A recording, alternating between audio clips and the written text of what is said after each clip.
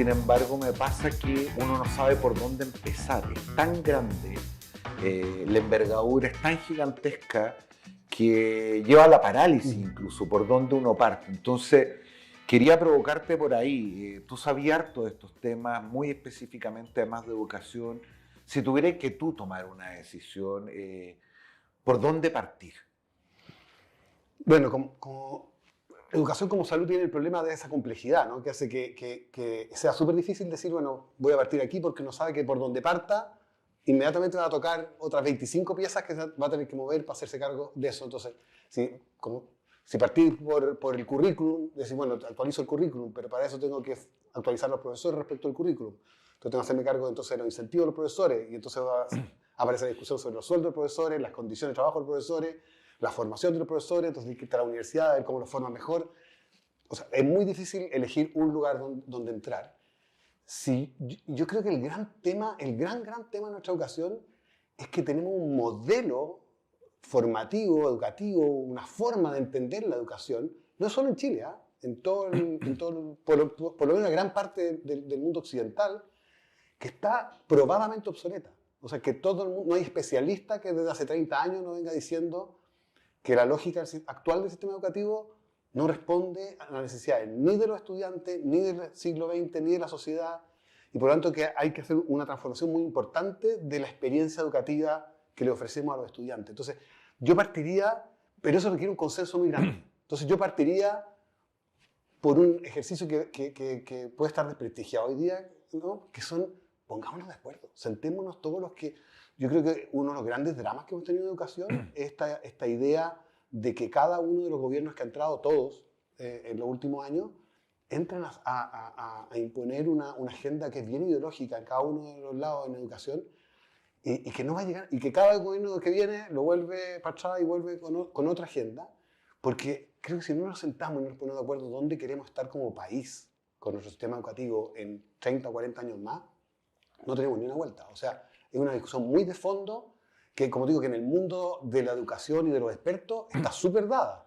Ya, pero es no que ahí piquemos un poco ahí. Dale. Si es tan evidente el diagnóstico, si al igual como ocurre en muchos lugares del mundo, lo que está pasando en Chile es que tenemos un modelo completamente desfasado y que está rascando donde no pica sobre las necesidades y las condiciones del mundo de hoy.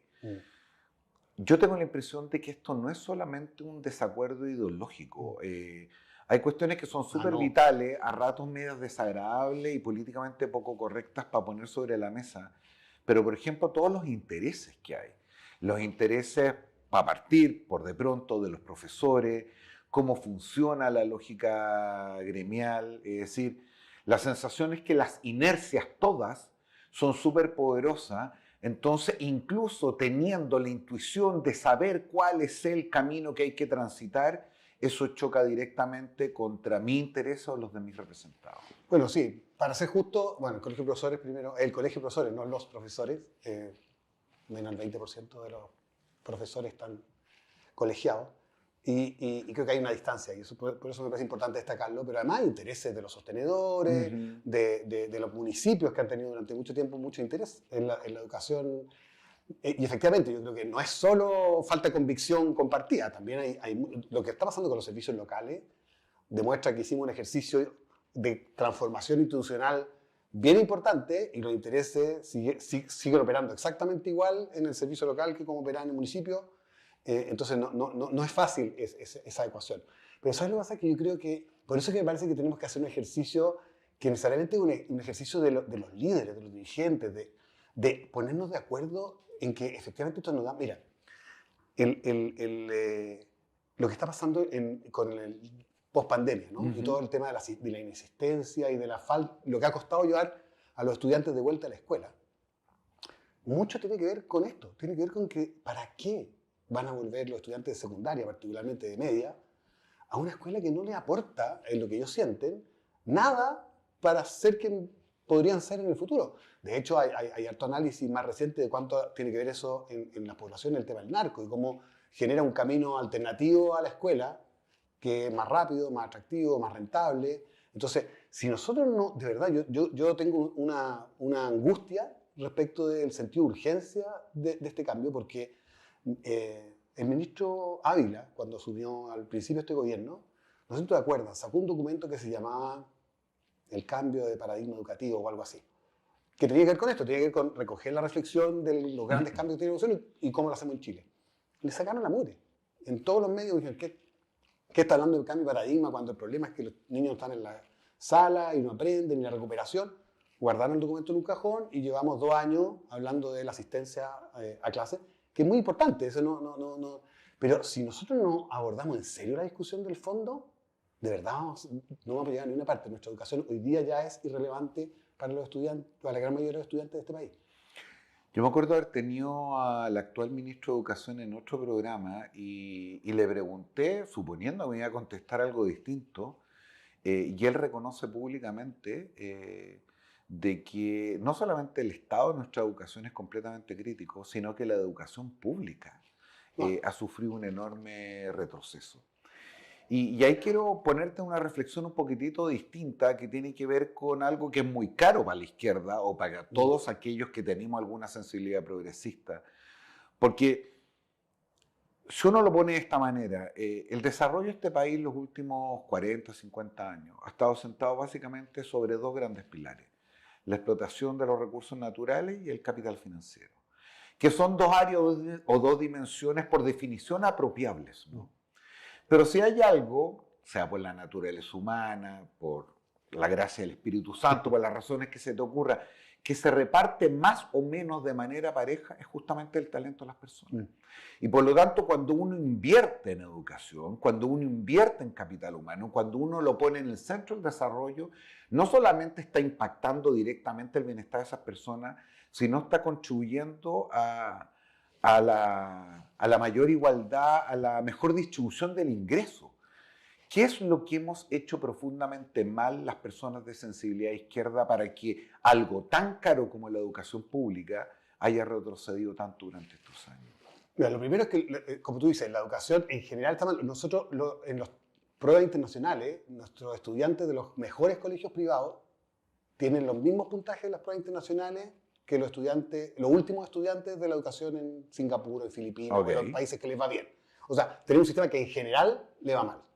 Tenemos un sistema, además, que, por supuesto, a la escuela subvencionada o pública, porque aquí quiero hacerme cargo del mito este de que a las escuelas municipales, públicas, les va mal, porque a las particulares subvencionadas les va igual de mal. En igualdad de condiciones, la misma comuna, la misma vulnerabilidad, les va igual de mal.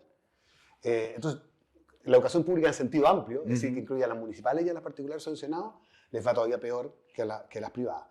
Y entonces, yo creo que hay un tema mi hipótesis, que probablemente es parecida a la tuya, es que estos intereses nos tienen atrapados. O sea, no queremos pelearnos con el colegio de profesores, no queremos hacer demasiado ruido con las comunidades.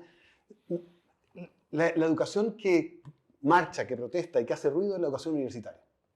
La educación escolar, sale el CIMSE o sale la PISA, gran escándalo, 3 días, pasó y vamos al siguiente tema. Entonces, no es un tema, me parece, que para la élite gobernante de color que sea un tema caro, en el sentido de que le cueste no hacerse cargo del tema, salvo en la mirada que tú haces, la mirada a largo plazo. La mirada de decir, bueno, para este país va a ser carísimo lo que estamos haciendo. El abandono que tenemos al talento de todos nuestros estudiantes, niños y niñas en Chile es tremendo. Fíjate que hay varios proyectos, muchos proyectos, sobre todo post pandemia, de transformaciones profundas en distintas escuelas, impulsadas fundamentalmente por fundaciones privadas, por ONG, por algunas escuelas directamente. Están teniendo cambios súper bonitos, cambios metodológicos, cambios, a pesar de las reglas del ministerio. Fíjate, el otro día estuve escuchando al director del Liceo San Nicolás de Chillán, o sea, de San Nicolás, pero que está al lado de Chillán. Y le preguntaban cuál era el secreto por el cual había llevado su liceo de ser de los peores resultados a hacer hoy día puntajes nacionales, exceso de matrícula, etc. Y él dijo, mire, lo primero que hicimos fue rebelarnos contra el Ministerio de Educación. Y entonces venía la supervisora del ministerio, nos sentábamos, tomamos un café, le sonreíamos, le decíamos que sí a todo lo que nos decía y cuando se iba lo guardábamos en un cajón y hacíamos lo que de verdad queríamos hacer. Que tiene que ver con esta lógica transformadora de la educación que pone que cambia el núcleo pedagógico, que cambia la experiencia del estudiante que está, como te digo, está documentada, está probada, hay evidencia en el mundo de lo que hay que hacer. Entonces, lo que te quiero decir es que yo creo que hay escuelas que se están rebelando y la pregunta es cómo hacemos que esa rebelión no sea marginal y el esfuerzo heroico de un director o un grupo de profesores y de verdad tengamos una política pública que sostenga esa transformación. Ya, y cómo hacemos también, para ser justo, que esa rebelión esté encauzada de acuerdo a estos propósitos y objetivos que tú reflejas en el caso de esta escuela de San Nicolás, porque lo que nos enseña la experiencia es que esta rebelión también contra ciertas reglas lleva a tremendo fracaso, a frustraciones, a intereses particulares, económicos, que poco tienen que ver con la tarea de formar.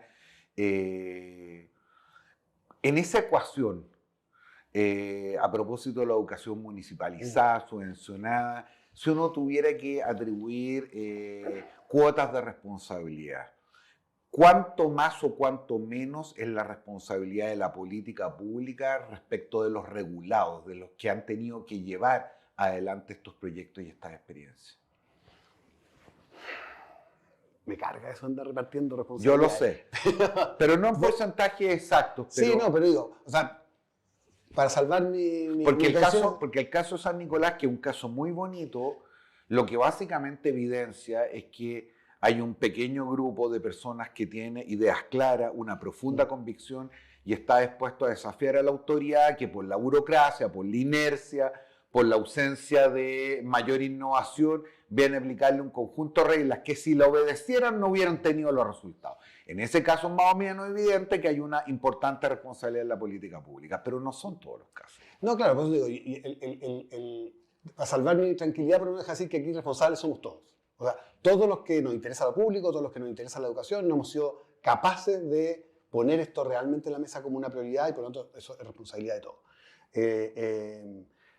Creo que por supuesto hay una enorme responsabilidad de quienes han sido autoridades en educación. O sea, yo creo que hay pocos ministros que uno pueda decir, mira, de verdad hicieron un esfuerzo en esto, estoy pensando en los últimos 30 años, ¿no? Si tuvierais que nombrar a uno o a una.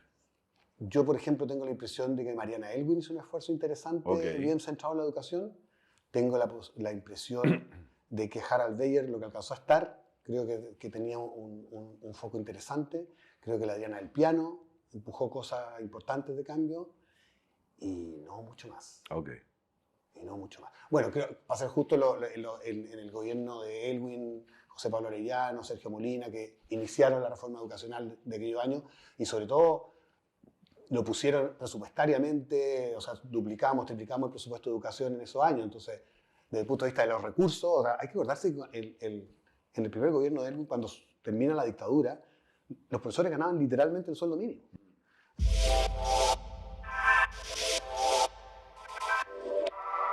Entrevistas, reportajes, crónicas y opinión, porque entender es todo. La nueva área de reportajes de The Clinic, con mirada a temas de política, tendencias, historias, ciudad y cultura pop.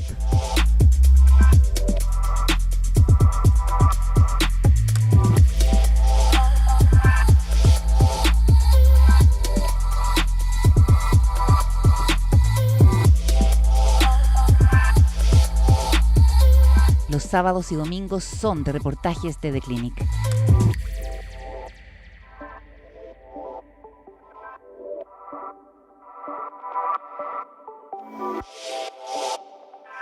Entrevistas, reportajes, crónicas y opinión, porque entender es todo.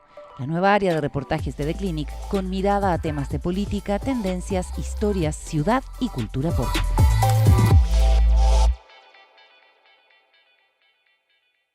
Entonces, es como que hoy día los profesores ganaran 430 lucas hasta el sueldo mínimo, 450 lucas. O sea, eso es lo que ganaban los profesores. Hoy día ganan, entrando a la carrera, 1 millón, alrededor de 1 millón bruto, y pueden llegar a 2,5 millones siguiendo la carrera docente. Entonces, esto ha hecho un esfuerzo enorme presupuestario, tampoco hay que minimizarlo, en sueldo de profesores, en alimentación escolar, en textos escolares, en infraestructura. Hemos hecho mucho. La jornada escolar completa significó construir un montón de colegios. El problema lo tenemos adentro de la sala de clase. La experiencia de aprendizaje de los estudiantes dentro de la sala de clase sigue siendo exactamente la misma que vivimos tú y yo en el colegio, que vivieron mis papás, tus papás, nuestros abuelos, es la misma experiencia. Y el mundo ha cambiado suficiente para que eso no sirva. Entonces hay responsabilidad de la autoridad y responsabilidad del colegio de profesores. El colegio de profesores ha sido en esto un actor de conservadurismo respecto de esto.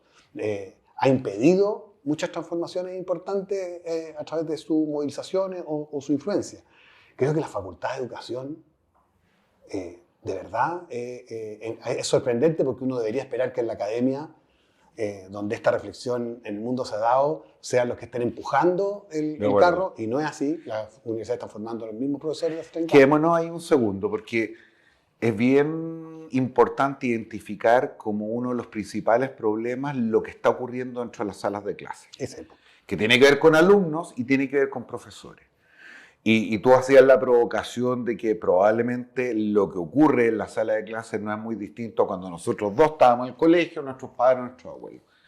Sin embargo, tengo la impresión, mi querido Eugenio Severín, que hay algo que se ha cambiado y que tiene que ver con el prestigio de los profesores y con el rol que cumplían y con el nivel de entrega y admiración, con lo cual no solamente los alumnos, sino que los padres se referían a ellos.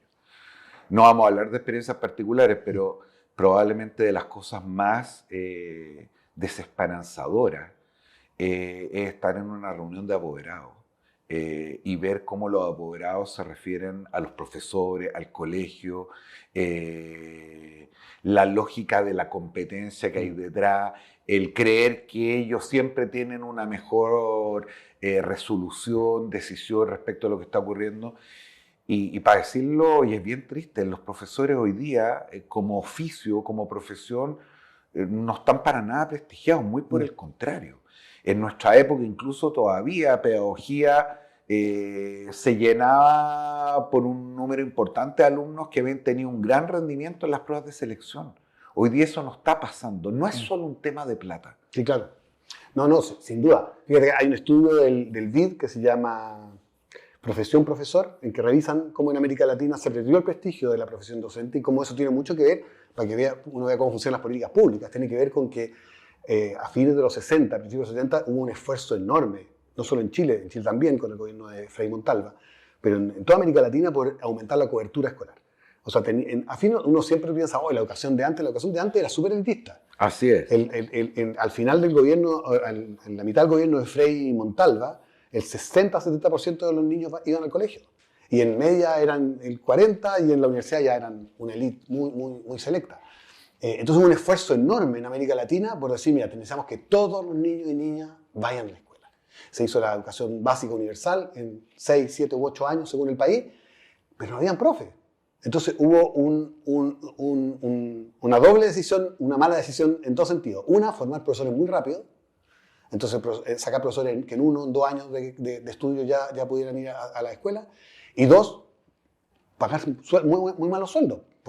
Primero, porque no eran profesionales en general. Y segundo, porque el presupuesto no daba, digamos, para ese multiplicador que significaba crecer. Entonces, nosotros vivimos los 70, los 80, como tú dices, con unos profesores en general muy malos. Muy mal preparados, muy mal remunerados, muy mal apoyados. Y por tanto, eso creo que lo que dice el estudio del BID es que eso le pegó al prestigio de los profesores fatalmente. En Chile lo que hicimos desde el 2000 para acá fue profesionalizar el trabajo de los profesores, es decir, la Facultad de Educación junto con la Facultad de Medicina son las únicas facultades que tienen que estar acreditadas, además de la universidad, además de que la universidad esté acreditada. Se exigieron más puntajes, se ha enviado la carrera docente, o sea, había un esfuerzo por revertir eso, pero todavía hay un rezago enorme tenemos muchos profesores mayores. Fíjate que el problema más grande lo tenemos también con los profesores más jóvenes. Hoy día lo que tenemos es que la cantidad de profesores que se retiran al 3er año de ejercicio profesional es enorme en Chile. Hastiado. ¿No? O frustrado. Frustrado porque primero, no ganan tanto, no ganan mucho más que manejar un Uber, si te dedicas a eso. Y entonces, aunque tengan vocación, se encuentran con lo que tú dices, con falta de reconocimiento, con el tironeo de los papás, con los estudiantes que tampoco están bien regulados, con mala preparación para hacerse cargo de eso. Entonces, es súper complicado. Entonces, ahí es donde yo digo que si nosotros no somos capaces de sentarnos todos y mirar la globalidad, por eso por lo que hablaba al principio, ¿no? De este problema complejo, si no miramos esa globalidad, fíjate, lo siguiente. El sistema educativo actual está fundado en 3 principios, hoy día en Occidente. Uno, la competencia. O sea, los sistemas educativos están fundados, y en Chile exacerbadamente, ¿no? Así es. Compiten las escuelas entre sí, compiten los profesores entre sí, compiten los estudiantes. Fíjate cómo habrá sido que gobiernos progresistas aprobaron la medida de que si tú terminas el cuarto medio con mejor nota que tu compañero, tenés más puntaje para entrar a la universidad. ¿Cuál es el mensaje? No ayudí a tus compañeros. No. Si te van a quitar puntaje. El ranking te influye en tu futuro. Entonces, instalamos la competencia como centro del trabajo. Segundo, la estandarización. O sea, todos los estudiantes ordenados según su fecha de nacimiento reciben el mismo currículum, entregados de la misma manera al profesor, dictando unas materias que el alumno tiene que aprender, evaluados de la misma manera con pruebas estandarizadas. Asumimos que todos los que están en la sala son más o menos iguales. Y no son, pues si tú te acordás que tus compañeros de curso eran todos distintos. A algunos les gustaba más una cosa, a otros más rápido en alguna cosa. Los seres humanos somos muy diversos. Y el tercer componente es la privatización. A propósito de lo que tú dices, no la privatización de quién es el dueño de la escuela. La privatización es el sentido privado de la educación. O sea, la educación es un bien privado. Yo recibo una educación que me va a permitir a mí construir una carrera, avanzar. Y frente a eso, lo que han plantado el mundo más experto es decir, mira, frente a la estandarización necesitamos una educación que sea respetuosa de la diversidad, que la promueva, la celebre, que busque el talento de cada uno de los estudiantes y vea cómo puede desarrollarlo. Frente a la competencia, lo que hoy día se pide en la empresa y en la sociedad, colaboración, diálogo, construcción conjunta. Y frente a la privatización, sentido de lo público, que otra vez no es estatizar la escuela, es promover la idea de que la educación es un bien público, es un bien que construye a la sociedad, que hace a la comunidad. Sí, y eso no entra. Lo que pasa es que hay muchas de esas cosas que las hemos olvidado de manera tan profunda, Eugenio Severín, que las hacemos como nuestras sin reflexionar ni siquiera un poco. Voy a poner un tema medio provocador, pero Dale. Esto de la libertad de los padres de educar a sus hijos, que lo hemos puesto con un bien mayor, casi superlativo, cuando el sentido más profundo de la instrucción de la educación es justamente sacar a los niños del espacio más íntimo del hogar y ponerlo en un espacio de socialización con otro. Esto no quiere decir, evidentemente, que los padres no tengan que jugar ningún rol en ese proceso, pero esta privatización del bien público justamente tiene que ver con esto. Pero no es solo de ahora, es decir, hace mucho tiempo que venimos transmitiendo en esa frecuencia. Como quizás si la educación en el marco de estos propios principios que tú acabas de poner estuviera solamente jugada, como en los hechos probablemente, por el lugar donde naciste y por las posibilidades que tuvieron tus padres. Bueno, es que hoy día es así, precisamente por lo que venimos conversando. Fíjate que he estado leyendo harto. La educación no debería justamente romper ese círculo. Exactamente, ese es su rol. Su rol es romper ese círculo y hoy día la educación lo confirma, ¿no? Simplemente lo reafirma. Fíjate que estaba, a propósito de lo primero que tú decías, estaba leyendo harto estaba estudiando mucho el tema de la historia del aprendizaje, no la historia de la educación, sino la historia del aprendizaje. Ya. Y es súper interesante porque lo que uno descubre es que en la naturaleza humana, en las tribus primitivas, la educación era un asunto de la comunidad. Porque los papás tenían roles, andaban cazando, andaban cuidando el fuego, no se andaban haciendo otras cosas, y por lo tanto había un rol de la comunidad de hacerse cargo de los niños. En los 6, 7 años que duraba la infancia en aquel entonces, ¿no? A los 7 ya listo, a casar con los adultos. Claro. Pero 6, 7 años que duraba la infancia, había un rol que además es muy bonita la historia, porque tú sabes que la educación la inventaron las abuelas. Porque cuando los seres humanos empezaron a extender la vida producto de la alimentación y de la formación de comunidades que se podían cuidar, aumentó la expectativa de vida y pasamos a vivir 30 o 40 años en vez de los 20, 25 que vivíamos antes. Y entonces, por primera vez, hubo en la tribu 3 generaciones vivas. Y el rol de la abuela fue, porque los abuelos seguían dando vueltas como los hombres todavía seguimos haciendo estupideces, las abuelas fueron las primeras educadoras. Que no educaban a su nieto, educaban a los niños de la comunidad. Entonces es súper interesante porque lo que tenemos por miles de millones de años en nuestra genética es esta educación con los pares. O sea, los niños y niñas hoy día aprenden de sus pares. es el lugar fundamental donde ellos tienen referencia para aprender. Y por lo tanto la escuela les ofrece ese espacio donde encontrarse con los pares y donde por supuesto ofrecerle condiciones, estímulos, provocaciones para que ocurra el aprendizaje. Pero claro, las familias tienen un rol, por supuesto. Si ni tú ni yo estamos pensando que el Estado tome... Pero se ha exacerbado y lo que vemos, por ejemplo, para llegar a temas contingentes, en la propuesta constitucional, es que eso se consolida. Sin duda. Y claramente no se mueve en la otra dirección de imaginar cómo es que la educación nos ayuda a construir una sociedad distinta. Claro, lo que pasa es que si uno tuviera como una provocación un poco más dura, respetando el rol de las familias, en fin, yo tengo la intuición, Eugenio Severín, y probablemente tú también, de que muchos de los problemas de la provisión de bienes y servicios públicos estarían resueltos si no hubiera una oferta tan diferenciada según la capacidad adquisitiva de la familia. Lo digo en castellano. Si tú y yo y todos tuviéramos que educar a nuestros niños en un mismo sistema educacional, sospecho que probablemente no nos hubiéramos demorado tanto en resolver los problemas educacionales que tenemos. Si tú y yo tuviéramos que atender a nuestros hijos en el mismo sistema de salud, probablemente tendríamos un mejor sistema de salud el que tenemos hoy día.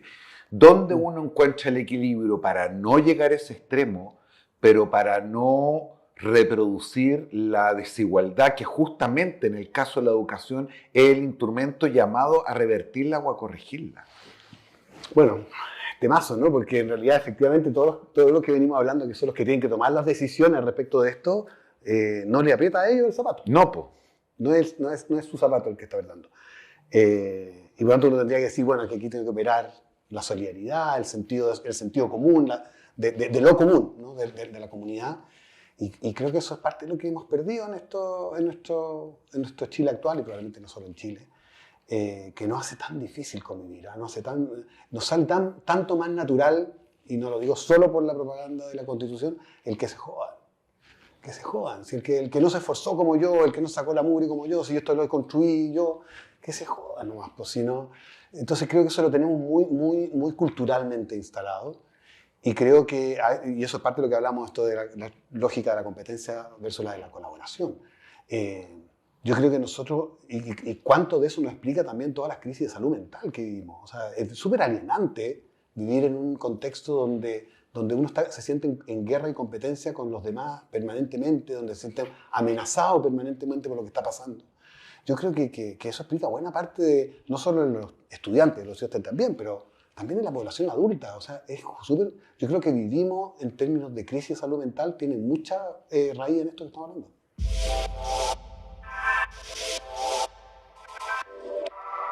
Entrevistas, reportajes, crónicas y opinión, porque entender es todo. La nueva área de reportajes TD Clinic con mirada a temas de política, tendencias, historias, ciudad y cultura pop.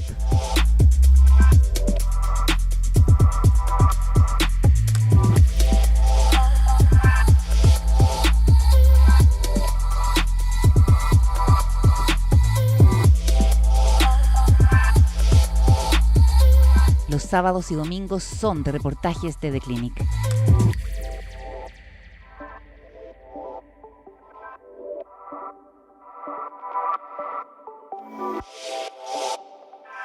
Entrevistas, reportajes, crónicas y opinión, porque entender es todo. La nueva área de reportajes de The Clinic con mirada a temas de política, tendencias, historias, ciudad y cultura pop.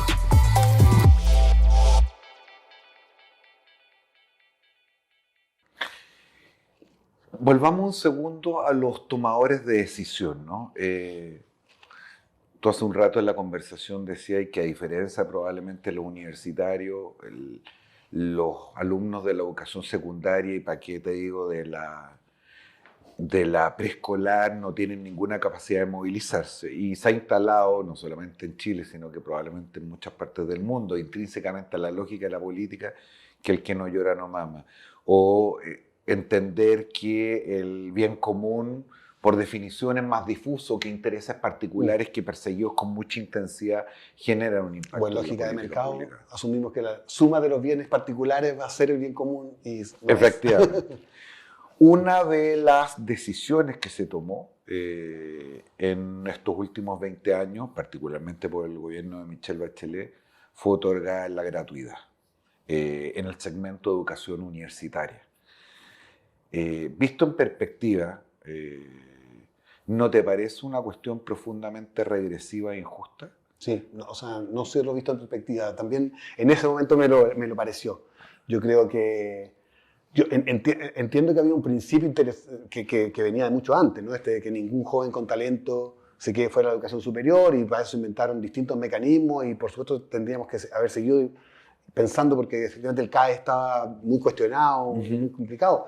Pero efectivamente, o sea, en dos sentidos. Uno, porque creo que... o en varios sentidos. Primero, porque no teníamos plata para hacerlo. Entonces, significó destinar un montón de recursos donde no tenemos plata para la educación preescolar, donde no hay suficientes recursos. Mira lo que está pasando en Atacama ahora con las escuelas que no tenían techo. O sea, de verdad, en un sistema que tiene un montón de necesidades, la gratuidad de la educación superior, por noble que sea, debió haber estado en prioridad 248. O sea, había muchas otras cosas que hacer antes. Segundo, porque además fortalece una expectativa de los estudiantes de menores ingresos respecto de la educación superior como el camino de construcción de identidad y finalmente de ciudadanía. Contra toda la evidencia, lo que uno está viendo en la mayoría de los países del mundo. Exactamente, donde hoy día además estamos llenos de periodistas, de psicólogos, de abogados, y están manejando el Uber, porque no hay pega profesional, universitaria, en un país de este tamaño, ¿no? Entonces, segundo, una cuestión de frustración muy grande. Y tercero, bueno, dejaste de hacer otras cosas que eran críticas. Ahora, otra vez estamos con la discusión esta de condonar el CAE. Es la misma lógica, es la lógica de responder a los grupos de presión de las universidades que son poderosos, que son complicados, que te marchan, te paran la Alameda. Pero la verdad es que si hay que elegir algo donde viene la plata, es educación parvularia. Tenemos un problema grave ahí. Fíjate que en Chile tenemos universalizado casi el prekinder y el kinder. Pero alrededor del 40% de la matrícula del prekinder y del kinder están en Junji e Integra, que son los dos organismos públicos dedicados a la educación parvularia. El 60% están en los colegios, porque para poder avanzar rápido, lo que se hizo fue poner subvención escolar para prekinder y kinder.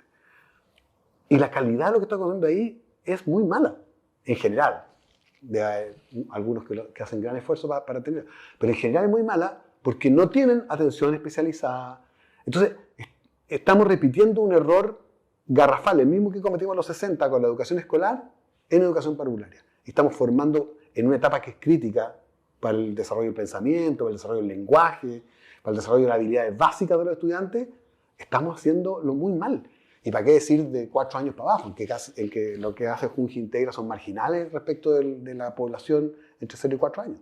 Entonces, la gratuidad nunca fue una buena idea. No por lo menos en ese segmento, porque lo voy a decir de manera un poco más bruta, como tú lo dijiste con mucha elegancia, pero si uno tiene un recurso escaso y tiene que decidir dónde invertirlo, probablemente lo invierte en aquel momento donde efectivamente tiene mayor rentabilidad, que justamente el momento preescolar. Uno podría incluso decirlo de manera muy dura y casi hipócrita, pero invertirlo después de 17, 18 años de una educación deficitaria en términos universitarios, probablemente es plata perdida también. Más allá de lo regresivo y que la gratuidad terminó privilegiando o asentándose preferentemente en las universidades donde estudia la élite y no precisamente la gente más modesta. Así es, y además agreguemos otra cosa. Si queríamos invertir en gratuidad, mi impresión es que siempre debemos haberlo hecho de manera focalizada.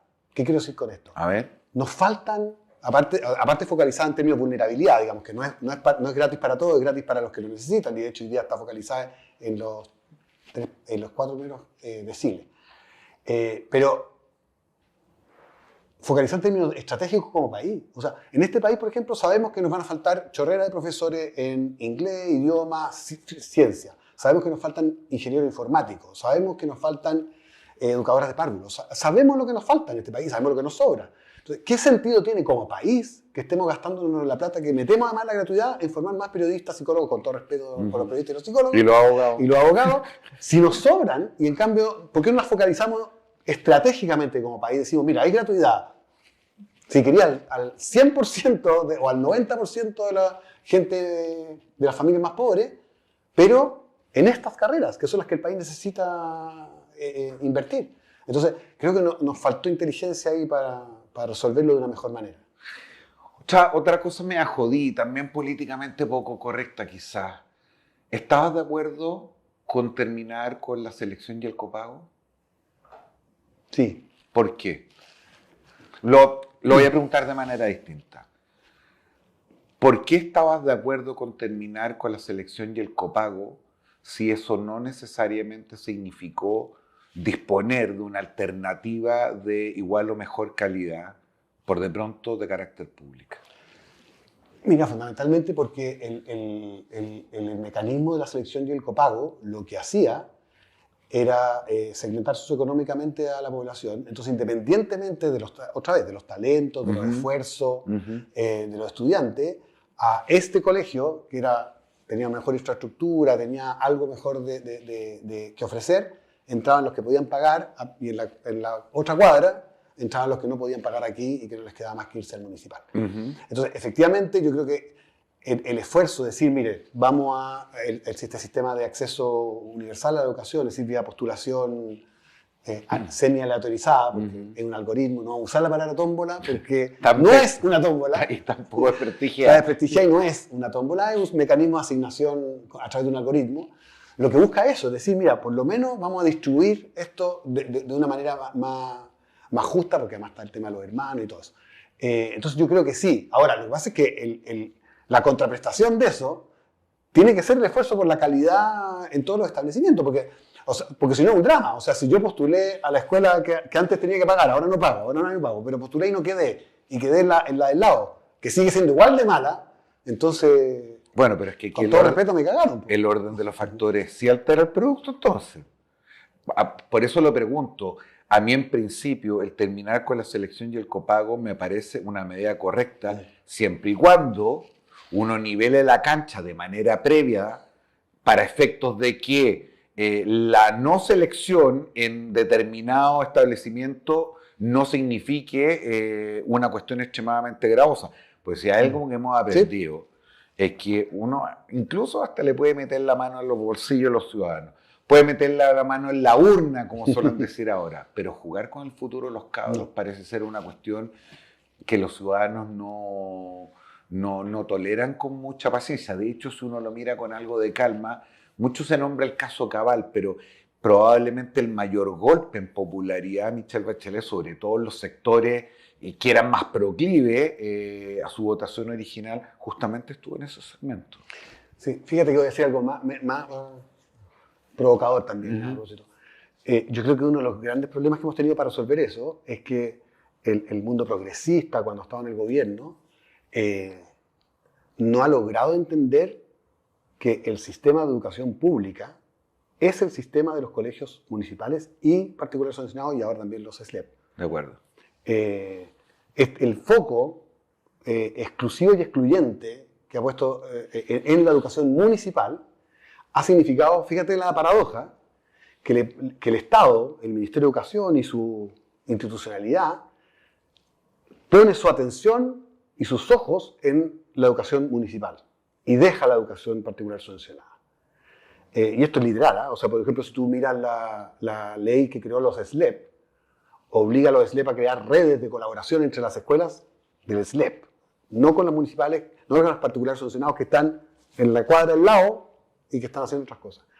Creo que ese ejercicio ha permitido que los particulares subvencionados hayan podido empezar a innovar, a desarrollar otro tipo de propuestas educativas que los municipales lo tienen completamente pegado, porque tienen la autoridad encima. Entonces, terminamos sobre-religizando el sistema municipal y hoy día las familias, con o sin razón, porque a veces, como digo, en muchos lugares la escuela subvencionada es casi tan mala o tan mala como la municipal, pero las familias perciben que la educación particular subvencionada tiene una mejor oportunidad para su hijo. A veces porque la infraestructura es un poco mejor, porque tiene mejor marketing, por lo que sea. Pero aún así, las tasas de abandono de la educación municipal hacia la educación particular subvencionada son brutales en los últimos 40 años. Y no las revertimos con todas las políticas que hemos puesto para decir, no, la educación pública es lo importante. De acuerdo.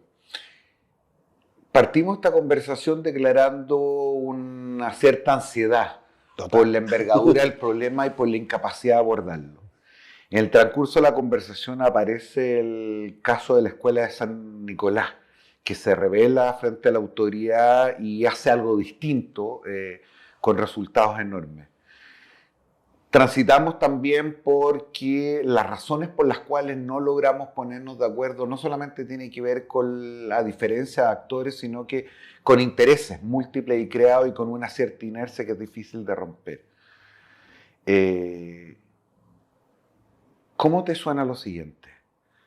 A propósito de lo que ha sido esta conversación, que una manera de iniciar un cambio sea tener una experiencia piloto de carácter macro. Por ejemplo, que uno tomara una determinada comuna en Santiago o una determinada región, que tuviera un régimen completamente distinto al régimen nacional, con el riesgo de lo que eso significa, pero también con la ventaja de que si uno se equivoca más acotadamente, pero con la esperanza de que probablemente eso podría ser el inicio de una prueba piloto que se extendiera al resto una vez que uno viera los resultados. ¿Tenemos capacidad, institucionalidad y estructura para poder hacer algo así? Tomar una comuna en Santiago, tomar una región y decir, aquí rigen reglas completamente distintas. Yo tenía dos cosas. Uno, yo tenía la esperanza de que eso iba a pasar con los SLEP. Tenía esa esperanza. Tenía la esperanza de que, como teóricamente los SLEP iban a ser autónomos, iban a poder generar sus propios espacios. En la práctica no ha sido así, porque después encima de eso le pusieron una cantidad de planes obligatorios, etcétera, que se arruinó. Pero yo tenía la esperanza de que eso ocurriera y que tuviéramos el SLEP de Temuco, estuviera haciendo una cosa loca, y vamos a mirar a ver qué está pasando, y esperemos 3 años a ver cómo les va. No está pasando. Pero ha ocurrido en Chile. Fíjate que el año 2005, 2006, no me acuerdo, la Secretaría Regional Ministerial Metropolitana de Santiago tenía 10 escuelas a las que no había tenido cómo sacarlas de los malos resultados. Le habían metido plata, le habían metido apoyo, supervisión, todo, y nada, seguían abajo. Y lo que hicieron fue, convocaron a 10 instituciones y le dieron, eran 5 instituciones, le dieron 2 escuelas a cada institución. Y dijeron, mira, no tengo idea qué hacer, hagan algo. Vean ustedes qué hacen. Entonces le dieron 2 a la Chile, 2 a la UNESCO, 2 a la Fundación Chile. Y hicieron eso, así que no me voy a meter ahí. Trabajen ahí 2 años ustedes y me cuentan. Y efectivamente hubo experiencias súper interesantes de mejora en muchas de ellas. Lo que se ha intentado y resulta. Entonces yo creo que es una súper buena idea decir, mire, ¿sabe qué? Está lleno de modelos interesantes. Está el modelo de Fulan, lo de los finlandeses, lo del australiano. Está lleno de experiencias ricas. Agarremos 2 o 3 comunas, allá que pueden con Fulan, acá que prueben con el modelo finlandés, acá cambiemos el currículum a estos de acá, que jueguen. Yo creo que uno de los grandes dramas que tenemos, y esto no pasa solo en los gobiernos de izquierda, también los de derecha, es que en la Alameda hay un Ministerio de Educación que baja la línea para las escuelas. Ahí se toman las decisiones de lo que va a pasar en la escuela. Fíjate, en pandemia, ¿te acuerdas que el ministro, él creía que tenía su autoridad y todo le designaba la autoridad de él decidir ahí en la Alameda qué escuelas se abrían o se cerraban en pandemia? Cuando tenía comunas donde no había ni un contagiado, pero el ministro tenía que decidir en la Alameda por todo Chile. O sea, yo creo que a nosotros nos falta descentralización, autonomía para las escuelas o para las redes escolares como los SLEP o las municipalidades. Es cierto que en las municipalidades es muy difícil porque el sistema municipal está colapsado y quebrado hace mucho rato. O sea, de verdad, creo que yo le tenía harta fe al ejercicio de los SLEP y entre otras cosas no ha funcionado porque tomaron todos los problemas de las municipalidades y se los traspasaron ahora a los SLEP en vez de dejarlo más limpiecito, y lo peor es que lo advertimos muchos que eso no estaba bien diseñado. Y bueno, ahora vamos a tener que repensar esos sistemas porque se demostró que están colapsando todo. O sea, Atacama es el mejor ejemplo, o el peor.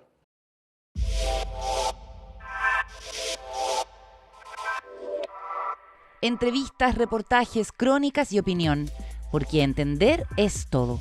La nueva área de reportajes TD Clinic con mirada a temas de política, tendencias, historias, ciudad y cultura pop.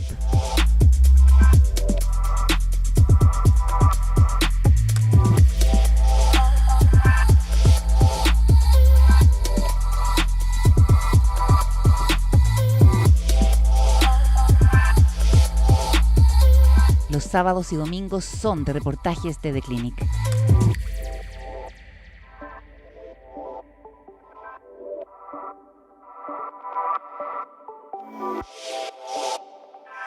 Entrevistas, reportajes, crónicas y opinión, porque entender es todo. La nueva área de reportajes de The Clinic con mirada a temas de política, tendencias, historias, ciudad y cultura pop.